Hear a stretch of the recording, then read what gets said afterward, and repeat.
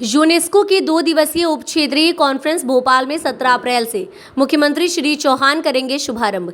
16 अप्रैल को जनप्रतिनिधि करेंगे सांची का भ्रमण। विरासत स्थल का संरक्षण, चुनौतियों एवं आगामी रणनीति पर होगा मंथन। यूनेस्को संयुक्त राष्ट्र शैक्षिक, वैज्ञानिक और सांस्कृतिक संगठन, पर्यटन मंत्रालय, भारत सरकार, भारतीय पुरातत्व संरक्षण और पर्यटन विभाग, मध्य प्रदेश शासन द्वारा संयुक्त रूप से भोपाल में विश्व विरासत पर उप क्षेत्रीय सम्मेलन सब रीजनल कॉन्फ्रेंस का आयोजन 17 अप्रैल से 18 अप्रैल 2023 तक किया जा रहा है। सम्मेलन का शुभारंभ मुख्यमंत्री श्री शिवराज सिंह चौहान द्वारा यूनेस्को नई दिल्ली के ऑफिस इंचार्ज श्री हिचकील देलमिनी और पर्यटन, संस्कृति, धर्मस्व एवं धार्मिक न्यास मंत्री सुश्री उषा ठाकुर की गरिमामयी उपस्थिति में किया जाएगा।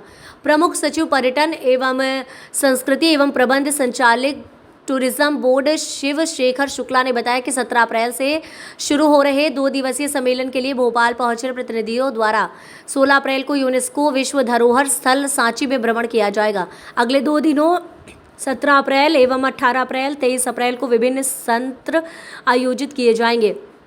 भारत सहित भूटान, बांग्लादेश, नेपाल, मालदीव, श्रीलंका एवं देश के विभिन्न राज्यों से प्रतिनिधि विश्व विरासत स्थल के संरक्षण के क्षेत्र में उपलब्धियों, चुनौतियों एवं आगामी रणनीति जैसे विषयों पर विचार विमर्श करेंगे। प्रमुख सचिव शुक्ला ने बताया कि सम्मेलन अंतर्राष्ट्रीय और क्षेत्रीय स्तर पर विश्व धरोहरों के संरक्षण की दिशा में पिछले 50 वर्षों की उपलब्धियों को देखेगा और अगले 50 वर्षों के बारे में मंथन करेगा। भारत, भूटान, बांग्लादेश, नेपाल, मालदीव, श्रीलंका और देश के विभिन्न राज्यों के प्रतिनिधि, जिनमें सभी राज्यों की संस्कृति और पर्यटन के प्रमुख सचिव, पर्यटन मंत्रालय और संस्कृति मंत्रालय के प्रतिनिधि, भारतीय पुरातत्व सर्वेक्षण के प्रतिनिधि, राष्ट्रीय एवं अंतर्राष्ट्रीय सिविल सोसाइटी और गैर सरकारी संगठन, देश की संस्कृति एवं विरासत के संरक्षण के लिए कार्यरत CS फाउंडेशन, शिक्षण संस्थान एवं शासकीय संगठन इत्यादि सम्मेलन में भाग लेंगे। उल्लेखनीय है कि नवंबर 2022 में यूनेस्को वर्ल्ड हेरिटेज कन्वेंशन की 50वीं वर्षगांठ है।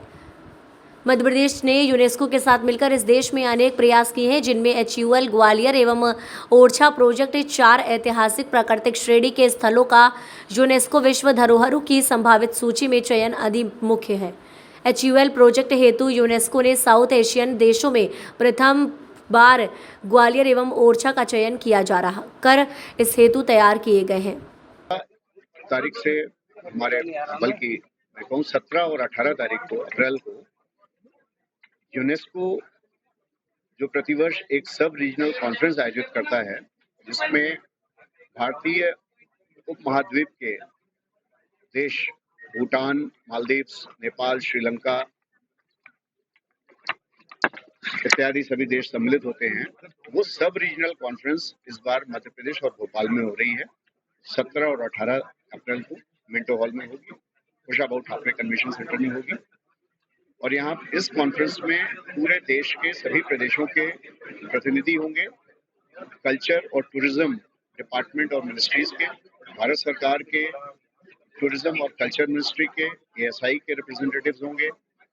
सभी प्रमुख सिविल सोसाइटी और टेक्निकल सपोर्ट ऑर्गेनाइजेशंस, कंसल्टेंट्स इसके हिस्सेदार होंगे।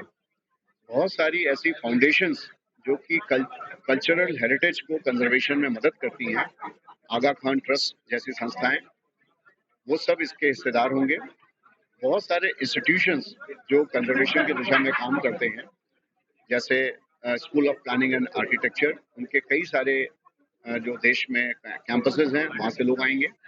और भोपाल के भी जितने प्रमुख इंस्टीट्यूशंस हैं, MANIT, SPA, NID, NIFT, higher education के कॉलेजेस जहाँ पे हिस्ट्री या आर्कियोलॉजी पढ़ाई जाती है, वो सभी लोग, बच्चे वहाँ के आएंगे, जो इस कॉन्फ्रेंस में विचार विमर्श होगा। विचार विमर्श का मुद्दा होगा पिछले 50 वर्षों में। यूनेस्को ने अभी अपने 50 वर्ष पूरे किए हैं नवंबर 2022 में। उसी के उपलक्ष्य में ये विचार मंथन होगा कि गत 50 वर्षों में हेरिटेज कंजर्वेशन में क्या काम हुआ, कैसे काम हुआ, उसमें क्या अच्छाइयाँ रहीं, क्या कमियाँ रहीं, और इसके आधार पे अगले 50 वर्षों में हेरिटेज कंजर्वेशन की दिशा और दशा क्या होगी, उसके बारे में मंथन होगा।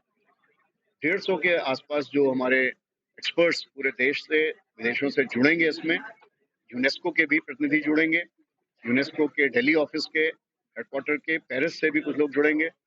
और जो विषय वस्तुएं हैं उन पे डिटेल डेलिब्रेशंस होंगे, चर्चाएं होंगी, एक्सपीरियंस शेयरिंग होगी, तो इससे एक रोड मैप उभरेगा यूनेस्को जो उसको अन्य देशों के साथ साझा करेगा। ये एक हमारे लिए बहुत महत्वपूर्ण अवसर है जब हम मध्य प्रदेश की आर्कियोलॉजी, यहाँ की हेरिटेज और उसमें कंजर्वेशन के जो एफर्ट्स हैं वो भी हम सभी डेलीगेट्स के सामने रख सकें, पूरी दुनिया तक पहुंचा सकें। इसमें हम इसलिए उनको न केवल एक सत्र के दौरान